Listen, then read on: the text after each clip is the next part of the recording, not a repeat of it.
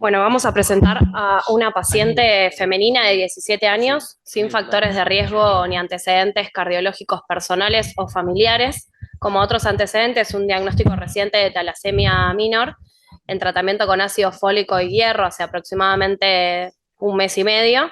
Y como otra medicación habitual, anticonceptivos orales que había comenzado hace 4 meses. En cuanto a la enfermedad actual, la paciente es traída porque en el lapso de una hora previa en el colegio al descender las escaleras comenzó con un dolor precordial opresivo de intensidad 8 en 10, acompañado de mareos, de lo cual posteriormente presentó episodio sincopal, despertándose en el piso alrededor de 2 o 3 minutos después con restitución ad integrum. Al interrogatorio dirigido a la familia comenta que la chica había presentado un cuadro de astenia, malestar general, subfebriles y dolor abdominal de 14 días de evolución. Niega consumo de drogas ilícitas.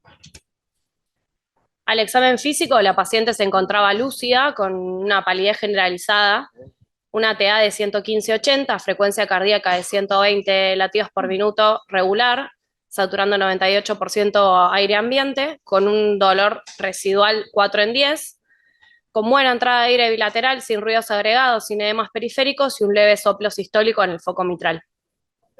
Al laboratorio de ingreso encontramos un hematocrito de 17 con una hemoglobina de 5,9, reticulocitos de 3,4, unos leucocitos normales de 8.300, plaquetopenia de 14.100, un guionograma conservado, una falla renal aparentemente nueva, no tenemos laboratorios previos, de 1,6, hepatograma sin alteraciones y una curva de troponinas de 187/223.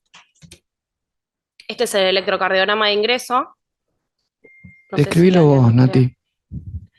Es sinusal a 75-80 latidos por minuto, el eje está conservado, el QRS estrecho y se observa un supradesnivel en la cara inferolaterodorsal con infraespecular en cara anterior y lateral. Este es el eco de ingreso. ¿Quién quiere describir el eco? ¿Quién estaba en la guardia? No me acuerdo. Seba Tonso, ¿estabas vos, Seba? Ah, ¿está Martín? Ahí en el eje largo paraesternal, bueno, lo que podemos ver es que los segmentos inferolaterales están hipoquinéticos, están esqueléticos, hay un reflujo en la válvula mitral, ¿sí? Que aunque sea por ahí por color no parece muy significativo, pero hay que verlo en otras vistas, y la función está afectada, la función global del ventrículo izquierdo. Me gustaría ver más vistas para decir en qué cantidad, pero aunque sea así, todos esos segmentos se ven aquinéticos o hipoquinéticos. Acá en los ejes cortos, lo mismo que veíamos, ¿sí? Y lo inferolateral, la, la más yendo medial, también se ven hipoaquinéticos, con lo demás está conservado. En la vista buena acá, el eje corto allá, los grandes vasos, las válvulas, no hay grandes sin cosas. Y la vista de cuatro cámaras acá a la derecha, lo mismo. Y vemos que la función está deteriorada en un grado leve, parecida leve a moderado. Eh, con color ahora en la válvula mitral. El reflujo es leve y no parece muy significativo, la verdad, tampoco es lo mismo.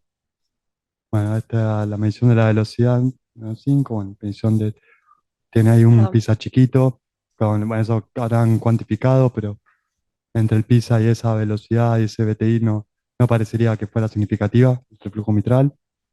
El que sigue. Una vena contacta de 3, lo que coincide también con que el reflujo no es más que leve o leve a moderado.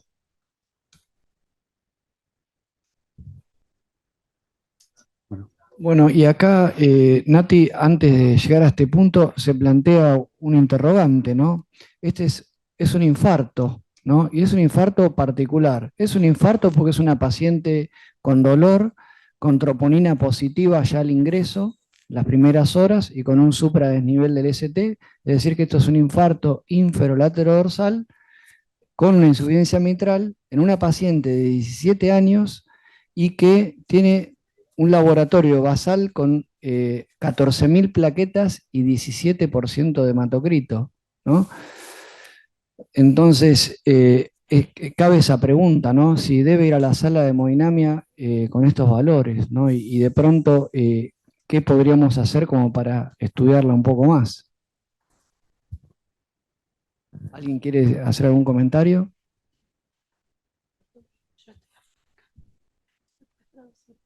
El único problema es que tenía 14.000 plaquetas a 5 pesos de cabeza. Con lo cual, si no se tenía que dar todo, por el hecho de que podía tener que tomar intracraneal, aunque la estructura con la Bien, acá, digamos, hay un dato que le agrega color a todo esto y es que tuvo un episodio sincopal con TEC, de modo que la doctora está sugiriendo de que es necesario hacer una tomografía de cerebro, ¿no? Para evaluar el parénquima y descartar, entre otras cosas, un hematoma subdural, ¿no es cierto? se hizo TC de cerebro sin contraste, que descartó sangrado, y también se hizo en ese momento una angiotomografía de tórax y abdomen para descartar algo aórtico agudo. Bien. Nati, ¿querés adelantar lo extracardíaco? ¿Qué es lo que mostró la tomo? ¿Quieren verla? Sí, dale. Antes de la tomo, llamaba la atención las 14.000 plaquetas y el hematocrito. La talasemia no debería dar eso, bueno, es demasiado bajo el hematocrito para una talasemia. Y cuando uno tiene una anemia de ese porte, un dato que abre un poco la cabeza es pedir una LDH, que eso se lo pedimos y mostró que la LDH era muy alta, o alta al menos, no me acuerdo cuánto era, lo cual nos hizo que llamáramos a hematología para tratar de tener un frotis, porque ahí empezamos a pensar que dado que había glóbulos rojos que se estaban rompiendo, por lo menos lo pensábamos, que algo podía estar pasando y pudiese tener una anemia hemolítica microangiopática fuera de la causa que fuera.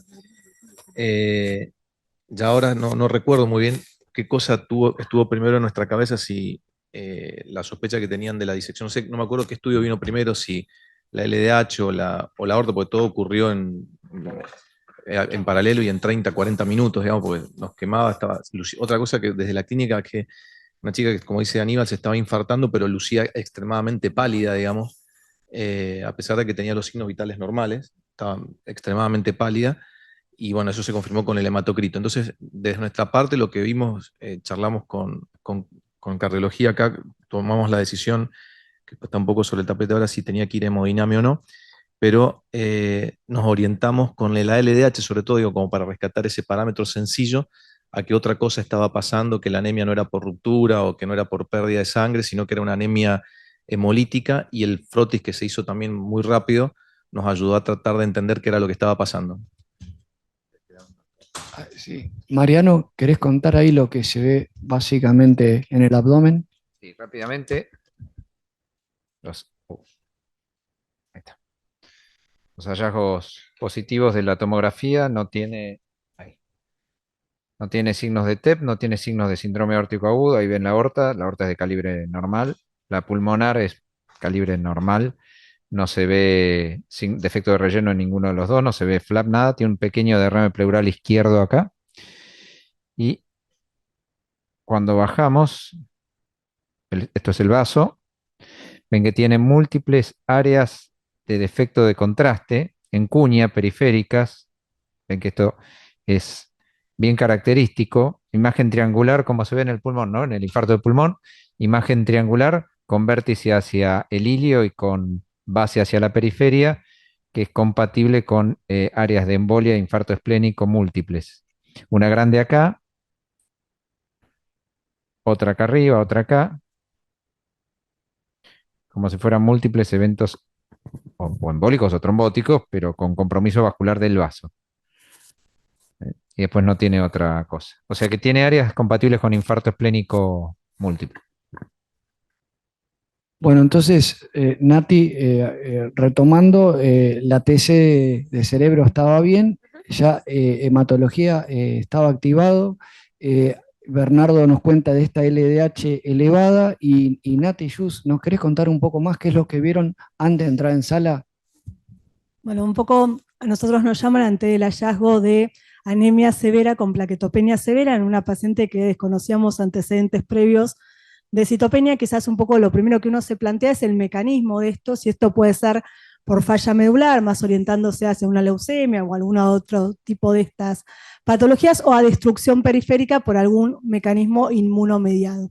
En eso sirve un poco los parámetros de hemólisis, esto de la LDH, y también sirven los reticulocitos, que esta paciente tenía 3,4%, tenía respuesta reticulocitaria, con lo cual uno, digamos, rápidamente puede saber si esa médula está respondiendo, ¿no? Entonces uno se orienta hacia un mecanismo de destrucción periférica, para lo que sirvió después también un poco el inmunohematológico, que estuvo muy rápido y que demostró que tenía anticuerpos, autoanticuerpos, o sea, una anemia hemolítica.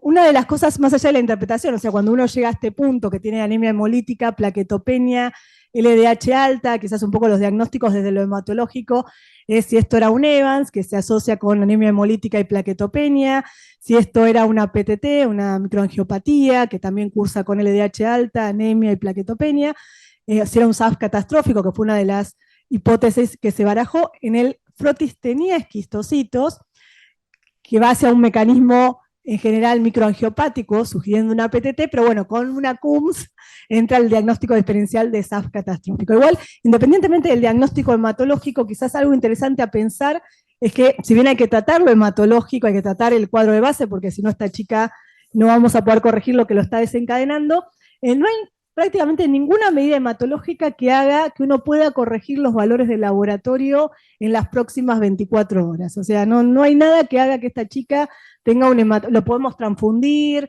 le podemos hacerle gamma, pero difícilmente la llevemos a un hematocrito arriba de 30 o a unas plaquetas arriba de 50 o 100.000. Entonces, cuando uno plantea si debe ir a la sala de hemodinamia con estos valores o no, quizás hay que pensar el riesgo y beneficio del procedimiento en sí, sabiendo que probablemente no podamos optimizar mucho los valores del laboratorio. No quiere decir que no podamos hacer cosas, pero que va a estar lejos de los parámetros ideales para desarrollar el procedimiento.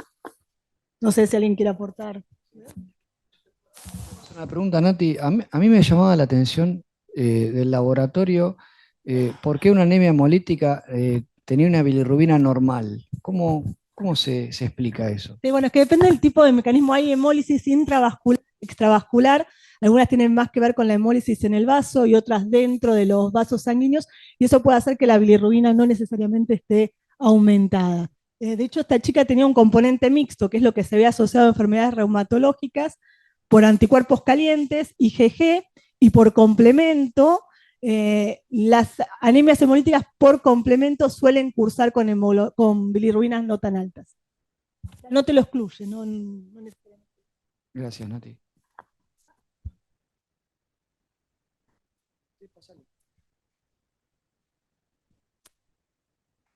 No sé si la chica estaba con falla de bomba o no, pero lo primero que se me plantea es que pareciera ser un infarto que no es un infarto primario, ¿no? O sea, es difícil pensar que esta chica a los 17 años tiene una fisura de placa con trombosis aguda, que es lo que realmente indica la superurgencia de llevarla a hemodinamia. Entonces yo más bien tiendo a pensar que este es un infarto secundario. No es muy común que una chica de 17 años, aunque tenga 17 hematocritos, haga un infarto así localizado, puede hacer una injuria, pero no es muy común eso. Entonces, en la evaluación del apuro para ir a hemodinamia o no, hay que hablar con los clínicos, los hematólogos y ver en qué medida. O sea, yo no creo que esta chica, me parece muy poco probable que tenga una lesión que hay que tratar y encima que dejarla antiagregada me parece medio una cosa terrorífica. Así que sí me plantearía, pensando de entrada que es un infarto secundario, quizás secundario a la anemia, pasar, digamos, subirle rápidamente el hematocrito, pero digamos, ingrato lo que dice Nati Schutz de que no le podés subir el hematocrito rápidamente. Una chica en la cual uno supone que el mecanismo del infarto es un mecanismo de falta de aporte, digamos, más que, digamos, de falta de transporte sanguíneo de oxígeno más que de una obstrucción aguda. Yo no me esperaría una obstrucción aguda en el cateterismo. Sí estoy de acuerdo que si no hay una contradicción específica de parte de los hematólogos o clínicos, sí, yo la estudiaría, obviamente. No demoraría el estudio, pero no espero encontrar una lesión pasible de ser angioplastiada. Yo le preguntaba a Natalia si este mecanismo hematológico que siempre nos complica la vida, si es una condición también que favorece la trombosis intravascular, porque de ahí se desprenden conductas. Bueno, dentro de los diagnósticos diferenciales que uno barajaba, hay dos entidades que sí cursan con fenómenos trombóticos. Uno es la microangiopatía trombótica, que en general cursa más con trombosis digamos, de vasos pequeños, microinfartos en distintos territorios, ¿no? Porque esta chica también tenía el vaso. Y la otra entidad es el SAF catastrófico o el anticoagulante lúpico, que eso se pidió, no sé, lo decimos después el resultado, pero bueno, en definitiva, si la chica tiene un anticoagulante lúpico positivo o un SAF, se asocian a trombosis en territorios arteriales, ACV e infartos, ¿no? No, el comentario era, solamente vamos a poder saber el mecanismo del infarto con una angiografía, pero en el contexto de supradesnivel del S no se jerarquiza la posibilidad de un infarto primario, digamos, infarto tipo 1. Después discutiremos el mecanismo de la oclusión, pero no tiene infradesnivel para pensar en un desbalance oferta-demanda porque tiene 17 de hematocrito. Uno pensaría que con 17 se puede infartar de manera secundaria, pero tiene supradesnivel. Y eso a mí Bueno, me... Mariano, eso que decís vos fue lo que se ponderó en el momento, o sea, se pensó que había un infarto, que la arteria estaba cerrada, que el mecanismo posiblemente era trombótico y quizás poco o nada aterosclerótico, se transfundió plaquetas, glóbulos rojos y si quieren pasamos a ver el estudio. Llama la atención la focalización, está muy focalizado esto, en territorio de cara derecha y lateral. O sea, parece tener una distribución coronaria, pero bueno. Ignacio Seropián. Una pregunta para perdón, te lo arranqué. Una pregunta para los hematólogos, ¿cuál es el riesgo de sangrado? O sea, si el riesgo de sangrado está solo dado por el número o si es como la CID o como a veces los hepáticos que, digamos, tienen plaquetopenia, entonces tienen riesgo de sangrado y riesgo de trombosis. El riesgo de trombosis está clarísimo y lo vimos. ¿Cuál es el riesgo de sangrado de esta chica? Bueno, es una pregunta muy buena, porque en general, por más de que tengan plaquetopenias críticas, muchas veces estos pacientes tienen más riesgo de trombosis que de sangrado. Lo que pasa es que no quita que uno no deba tener ciertas precauciones, sobre todo ante eventos invasivos, o sea, el número de plaquetas que uno querría tener para un procedimiento invasivo, para poner un catéter. Pero bueno, incluso se plantea, por ejemplo, en estos pacientes con una PTT, si uno tiene que poner un catéter, hacerlo sin plaquetas. Entonces, en general, sangran menos que otros mecanismos asociados a plaquetopenia. Pero bueno, es difícil hasta dónde puedo jugar con esto, ¿no? Sí, sobre todo pensando no solo en procedimientos invasivos, sino también en terapias antitrombóticas, ¿no? Lo voy a antiagregar con 14.000 plaquetas, le voy a poner heparina con 14.000 plaquetas. Si uno va a las contraindicaciones de antiagregación y anticoagulación, estaría fuera de esto, ¿no? También que estos pacientes muchas veces están fuera de todo lo que está escrito también, ¿no?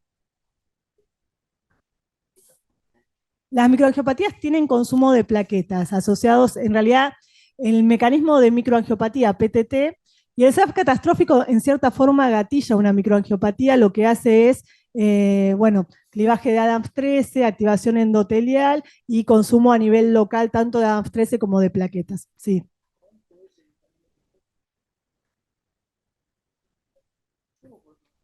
Bueno, ahí está la diferencia en si esto es una PTT, que es uno de los diagnósticos que se pensó al principio, una púrpura trombocitopénica trombótica, anticuerpos. En realidad los dos son mecanismos inmunes, porque la púrpura trombocitopénica trombótica tiene anticuerpos contra Adams 13, que lo que va a hacer es generar este mecanismo microangiopático.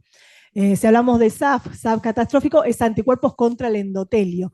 Son mecanismos que en cierta forma son parecidos, pero en definitiva hay un mecanismo inmune en los dos que gatilla este fenómeno microangiopático. Cuando uno tiene, en esta chica tenía anemia hemolítica además, o sea que los anticuerpos no solo iban contra el endotelio, sino que también destruían los glóbulos rojos, ¿no? Que esta es una característica de esta chica, ¿sí? Nacho Seropián. Acoro. arrancaste por la derecha porque creías que era la culpable, ¿no? Recordemos que tenía más supra en D3 que en el resto de las derivaciones. Yo siempre me gusta contar un poco el contexto clínico. Esto que ven acá es un parche de marcapasos transcutánea. La paciente tuvo un bloqueo AB completo, con lo cual también se aceleraron un poco las cosas.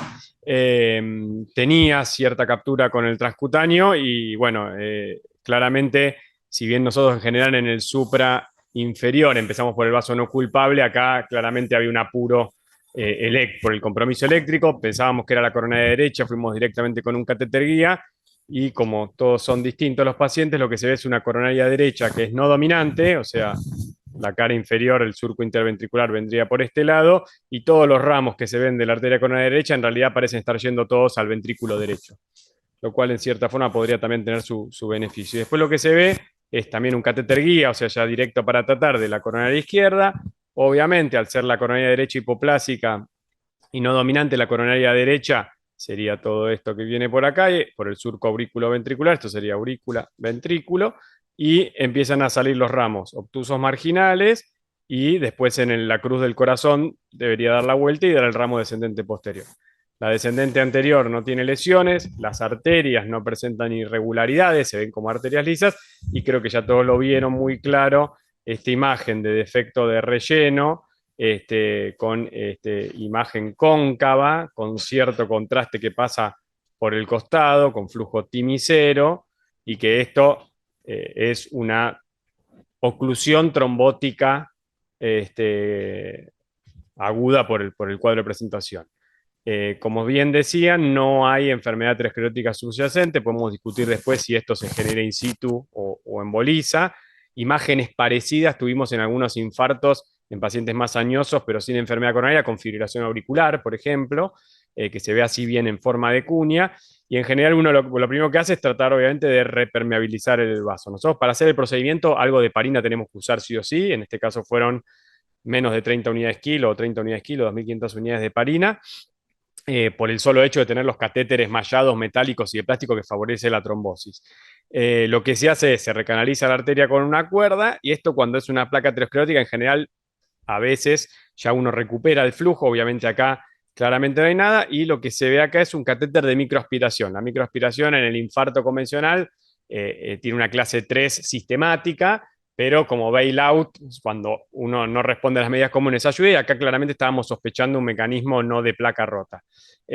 Lo que hicimos fueron varias pasadas y no hubo rescate de material. Esto en general se ve cuando los trombos son bien organizados, trombo rojo, que eso, digamos, la luz del dispositivo no es lo suficientemente grande como para sacarlo en bloc.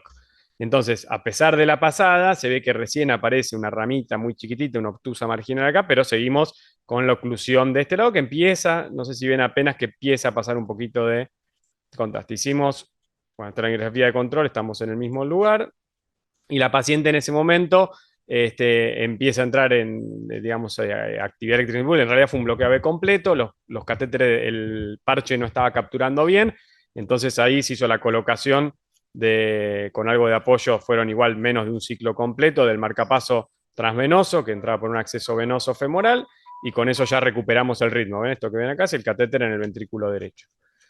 Un poco por el masaje, un poco por la aspiración previa, eso no es tan raro de ver, se moviliza el trombo, y entonces lo que ven es que ahora el trombo está enclavado en el surco AB y aparece este gran ramo posterolateral o obtuso marginal segundo, yo creo que es más una posterolateral, donde tiene el trombo que ven, se delimita perfecto, como es bien organizado, y ya aparece por primera vez la cara inferior, el ramo descendente posterior. Después hicimos más pasadas, ya que se había en cierta forma modificado la composición del trombo para ver si podíamos tener mejor rescate de material trombótico. No tuvimos rescate de nuevo, y sí hace un efecto mecánico a veces un poco de empujarlo o movilizarlo, a veces es bueno, a veces no tanto, y después claramente ese movimiento hacía que a veces estaba más tapada la obtusa que figuraba acá, que esa póstero grande que figuraba acá, y la cara inferior que era el ramo ascendente posterior. Llegado al caso de que habiendo hecho la trombectomía mecánica, que no era exitosa por ser un trombo muy organizado, lo que se pasó a hacer es lo que se llama trombectomía mecánica con balón, que básicamente trata de fracturar el trombo con el riesgo de que embolice distal, pero es mejor tener oclusión distal y no oclusión proximal. Entonces, primero se hizo sobre la rama posterolateral, se recuperó el flujo y siempre se ve la imagen trombótica ahí, creo que se puede delimitar perfecto cómo está enclavado ahí en la bifurcación. Después volvimos a intentar aspirar, no hubo resultado. Hicimos la trombectomía mecánica hacia la cara inferior, o sea, hacia el ramo ascendente posterior. Si quieren que vaya más rápido, voy más rápido, pero fue un trabajo importante. Y después lo que hicimos fue, hay unos catéteres, o sea, este es el catéter guía, que es por donde va el estenema. Y después hay unos catéteres que llegan hasta acá, que van adentro del otro, que sirven para llevar stents y material cuando la arteria es muy tortuosa y uno no puede navegar. Entonces es como hacer un telescopio, ¿no? Uno adentro del otro.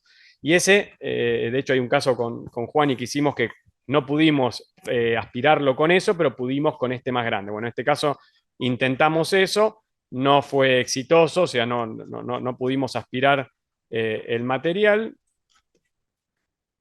Incluso volviendo a taparse la rama posterolateral, seguimos con quizás lo que mejor había funcionado hasta ese momento, que era trombectomía mecánica con balón. Fíjense, ahora de golpe estamos igual que como habíamos empezado, de acá ya habían pasado bastantes horas de trabajo. En general en estos pacientes ayudamos con trombectomía farmacológica. Acá hubo una discusión ahí en la sala, decidimos no hacer nada. Yo personalmente, si tuviéramos que usar esto, ya en los pacientes que vienen cargados con clopidogrel 600 miligramos, ya a las 2 horas, como uno logra la meseta, a veces hace un poquito de RTPA, con 14.000 plaquetas no parecía ser opción. Y bueno, después de mucha trombectomía mecánica, se logró, digamos, empujar, por así decirlo, el trombo, o sea, quedó totalmente libre esta rama posterolateral que era muy grande, y el trombo quedó cabalgando sobre el surco aurículo-ventricular. Esto es lo mismo, nada más que cambiada la proyección para que se vea mejor la cara inferior. Y en ese punto el trombo estaba ahí y ya la trombectomía mecánica no hacía tanto efecto, la tromboaspiración tampoco. Entonces lo que hicimos fue considerar las opciones de neurointervencionismo vascular, que tienen algunos catéteres y estén mallados que se agarran del trombo y lo traen. Entonces ahí vino parte de la gente de angiografía digital, y juntos tratamos de avanzar estos catéteres especiales para aspirar el trombo. Lo que complejiza esto un poco, ven que la punta del catéter está acá, es que estos navegan por dentro de la arteria y este ya era un recorrido bastante más distal. No se rescató mucho material y en el control siguiente se observa que la imagen cambia. Ven que hay un stop del contraste, pero ya no es la imagen típica del trombo. Eso en general se da por disecciones. Eso lo más probable es que el propio material, que es muy grande dentro de una arteria, haya lastimado el endotelio, eso genera una disección, y con la disección en cierta forma nos terminó de definir algo que veníamos discutiendo, que era si poner stent o no poner stent. Porque poner stent para tratar trombo no era la conducta inicial, pero claramente las cosas cambiaron después, así que pusimos el stent, y una vez que uno pone el stent, lo que se ve es que quedó gran parte del trombo atrapado, otra parte se hizo, y otra parte, ven ahí cómo termina el ramo descendente posterior, que viene dando todas las ramitas septales posteriores, y ahí se amputa. Bueno, eso es una embolización muy distal, le faltaría un pedacito a la descendente posterior, y con eso, considerando la situación de la chica y todo lo que había pasado, consideramos un resultado satisfactorio, a pesar de que le falta un poquito de recorrido, aparte el ramo ahí es muy finito. Y después lo que se hizo fue poner un catéter de Cook por el acceso que teníamos en marcapaso para hacer plasmaféresis. Entonces con el resultado final. Nacho, tiempo total procedimiento. Mucho. 2 horas fueron por lo menos. A veces aparece acá la hora. 2 horas y media acá me soplan. Gracias. Sí. Nati, ¿seguimos? La velocidad de lleno de las arterias parece bastante rápido en ese momento. Sí. O sea, no parece haber un gran condicionamiento del flujo al embolismo distal, Nacho. No, lo que hay es un stop acá. O sea, el flujo STIMI, o sea, si uno, el ramo descendente posterior debería llegar por lo menos hasta acá, y de hecho en un momento se veía. Y acá se ve que se amputa, pero se amputa donde mide 1.5, y recordemos dónde empezamos, ¿no? Todo el trombo estaba acá, todo esto estaba tapado, todo esto estaba tapado. ¿Que se llena más lentamente o no? Esta no, a ver, veámoslo en velocidad. No tengo el play acá, pero cine, control cine. Vamos a subirlo para acá. Ahora tenemos Le estaban una pasando, diapositiva. llegó con, ¿cuánto? Ahí me, 3 unidades de plaquetas y tenía de rojos, hicimos un control, teníamos el anestesista, y cuando hicimos un control que ya le habían pasado 2 unidades, seguía creo que en 17 el hematocrito, así que pidieron 4 unidades más. No hicimos nada farmacológico más allá de parina, nada. Y no había recibido carga, ¿no? Y no había recibido carga.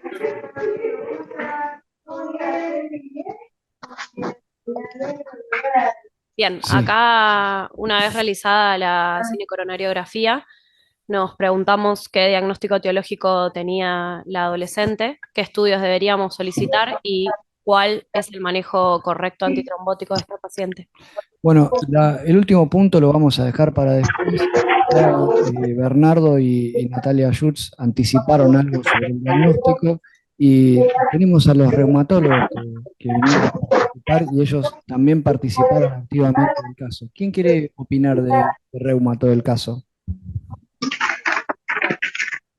Bueno, un poco nosotros nos enteramos de este caso cuando la paciente estaba todavía en la guardia. Nosotros nos avisaron los hematólogos cuando ya se había dado todo esto que contaron y ya cuando tenían un resultado preliminar de un anticoagulante lúpico positivo. De hecho, una de las cosas que hicieron bastante bien en la guardia fue darle corticoides a esta paciente para tratar este mecanismo de movilidad. Cuando nos contaron el caso, había dos grandes tipos de enfermedades que se nos ocurrían a nosotros. Uno era pensar que tenía una PTT, que contaba Natalia recién, una púrpura trombótica. Con esta información de algo hemolítico autoinmune asociado, hacía pensar que había algo más que una PTT, que podría ser algo, por ejemplo, un lupus asociado. El otro escenario era que tuviera esto que dijeron, que era un síndrome antifosfolipídico catastrófico, que con todos estos hallazgos y con el anticoagulante lúpico positivo sonaba un poco más razonable, si se quiere, pero que hasta no tener estos resultados del laboratorio eran prácticamente imposibles de diferenciar. Entonces, el punto común, digamos, que tienen los dos se tratan más o menos con lo mismo, y eso constituye, bueno, el manejo todo hemodinámico que ya contaron, la anticoagulación, la plasmaféresis, y pensando más en algo, digamos, autoinmune de base y en un SAF catastrófico, entra a tener un rol importante la inmunosupresión, que en este caso fue con pulsos de metilprednisolona, que seguramente van a contar ahora la evolución de las plaquetas, pero que a nosotros nos da la sensación que también jugó un rol importante, porque van a ver que las plaquetas mejoraron mucho y muy rápidamente, que eso en general lo vemos cuando los pacientes tienen algún mecanismo tipo púrpura trombocitopénica idiopática. Entonces, si uno tuviera que ponerle una interpretación a este paciente, parece un SAF catastrófico, pero en contexto de una enfermedad autoinmune de base que parece y nos da la sensación hoy con todos los datos en retrospectiva que es un lupus. No sé si contaron también que la paciente cuando entró tenía una injuria renal aguda, que esto fue previo al bloqueo de completo, y tenía proteinuria y microhematuria.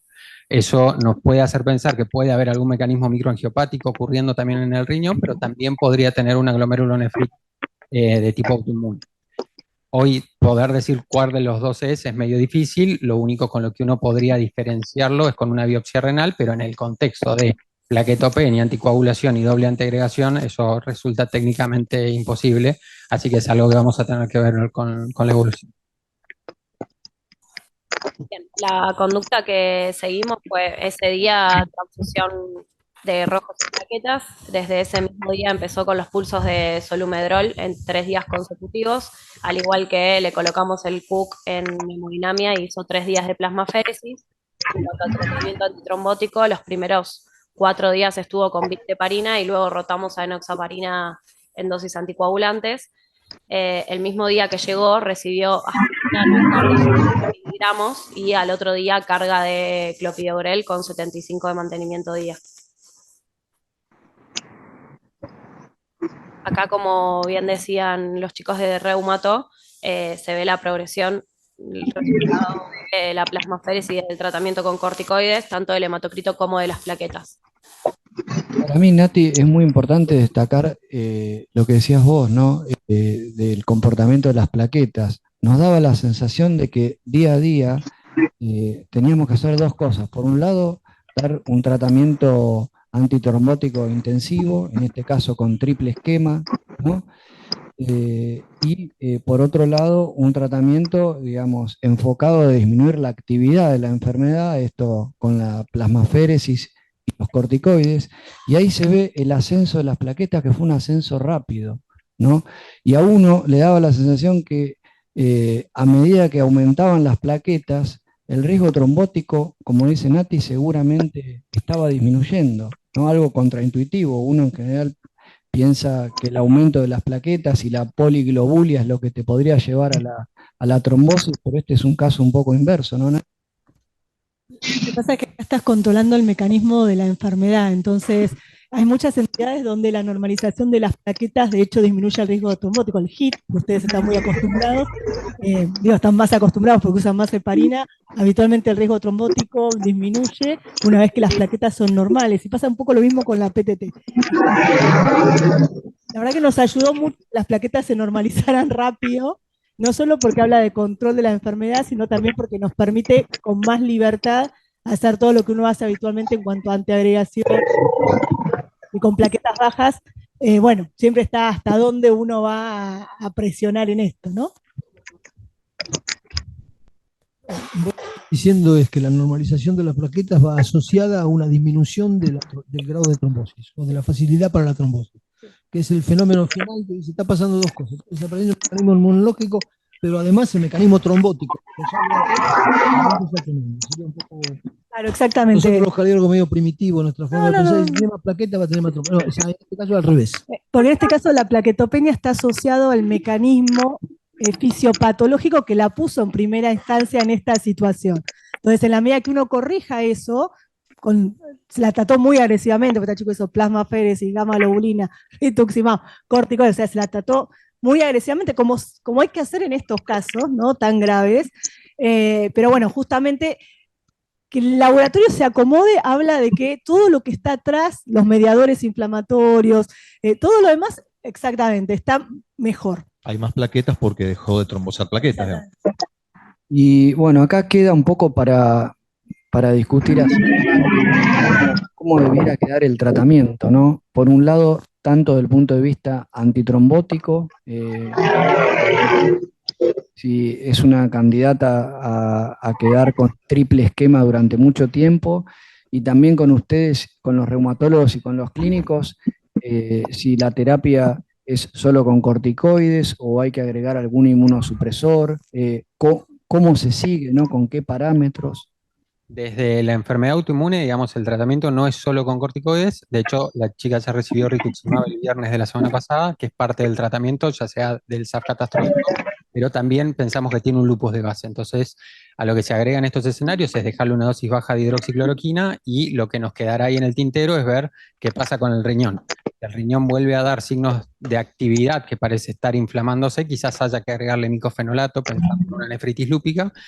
Y esto medio empíricamente, porque de nuevo va a ser difícil de probar con una biopsia, pero si fue todo cuestiones trombóticas o hemodinámicas, con la anticoagulación y con la hidroxicloroquina y el rituximab que recibió, que va a recibir una dosis más en 15 días, debería ser suficiente. Respecto a lo anticoagulante, por lo menos en las muestras, la indicación para SAF con trombosis arteriales es anticoagulación de por vida, con un RIN entre 3 y 4, o con un RIN habitual que esté entre 2 y 3, más el agregado de aspirina. Desde lo hematológico uno los maneja con aspirina más anticoagulación en un rango entre 2 y 3. Eso es lo más convencional desde lo hematológico, y la doble antiagregación en realidad está vinculada al stent. Uno trataría eventualmente de sacarle el clopis si se puede, sobre todo porque, bueno, estando doble antiagregada más la anticoagulación, bueno, uno empieza... También que una chica joven habitualmente sangra menos que un paciente añoso comórbido, pero bueno, si uno le puede sacar uno de los dos antiagregantes sería... ¿Con qué dosis piso de plaquetas vos le hubieras dicho le pueden dar una dosis baja de trombolítico durante el procedimiento? No, ¿sabes por qué te digo? Porque hubiera sido muy importante porque quedó con un infarto bien puesto. Entonces la pregunta con es... Con menos de 50.000 seguro que no. Sí, con menos de 50.000 seguro que no. Las guías en realidad te hablan de 100.000 plaquetas. Hay grises donde uno puede vincular riesgos y beneficios, ¿no? Pero con menos de 50.000. Estoy de acuerdo, pero en eso comparto, no sé quién lo presentó antes, que con las plaquetas que tenía no había forma. ¿Hay algo más, Santi, para ver? Es el último electro. Ese es el electro de ayer y el eco, el nuevo eco, no lo tenemos, pero exactamente. Nati, ustedes tienen mucha experiencia en esto.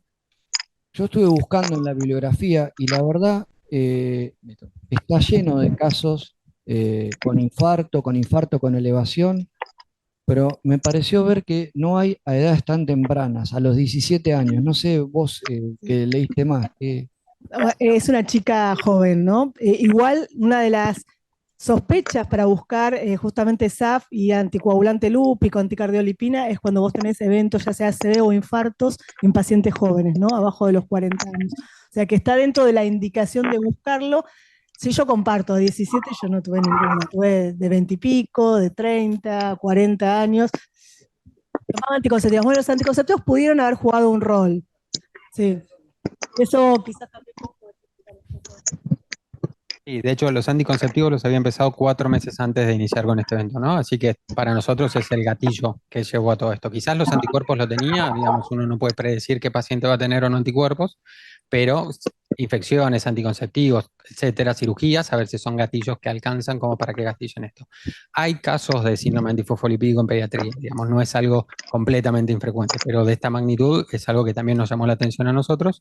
Si bien cuando uno agarra todos los síndromes antifosfolipídicos catastróficos, la mitad de esos casos son la forma de debut. ¿Sí? Pero si uno agarra todos los síndromes antifosfolipídicos comunes, no catastróficos, solamente el 1% es catastrófico. En relación a este efecto potenciador de los anticonceptivos, la doctora Lam de ginecología nos contaba que esta formulación está suspendida en Francia justamente por el efecto protrombótico. ¿El riñón también pudo haber jugado algún rol acá? Digo, esta paciente vino con 1,6 de creatinina, en algún momento se pensó que era hemodinámico por el infarto, por el bloqueo, pero tenía hematuria y tenía proteinuria. ¿Puede también, Bernardo, participar el mecanismo renal como protrombótico? No, me parece que no. Me parece que lo que pasó es que el riñón estaba afectado por la microangiopatía, por el 1,6 de creatinina, tenía un sedimento activo, si vos te pones a ver. No, creo que no participaba en eso.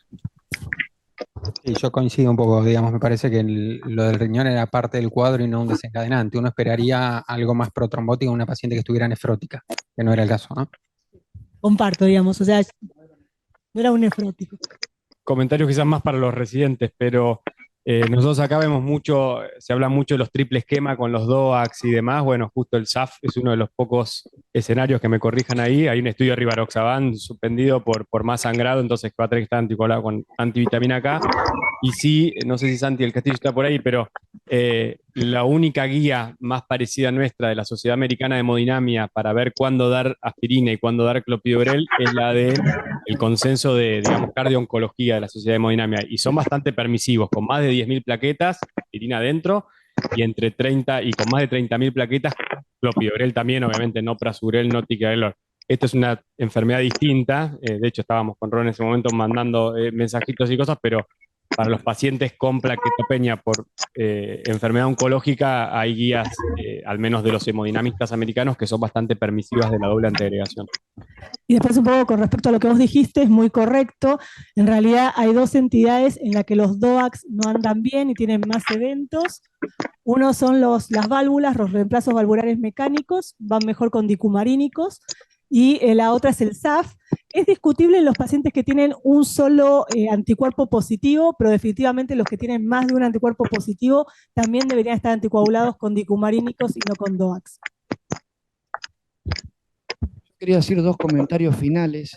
El primero que una cosa es el infarto, otra es en el muy joven. Cuando un paciente uno debiera pensar en esto, ¿no? En mecanismos protrombóticos, disección coronaria, o sea, la arteria puede estar cerrada, pero por mecanismos que van por fuera de la aterosclerosis. Y lo segundo, un poco repetir lo que comentamos la otra vez cuando hablamos de embolia de pulmón, ¿no? Es esta cosa de trabajar en un hospital general como este, ¿no?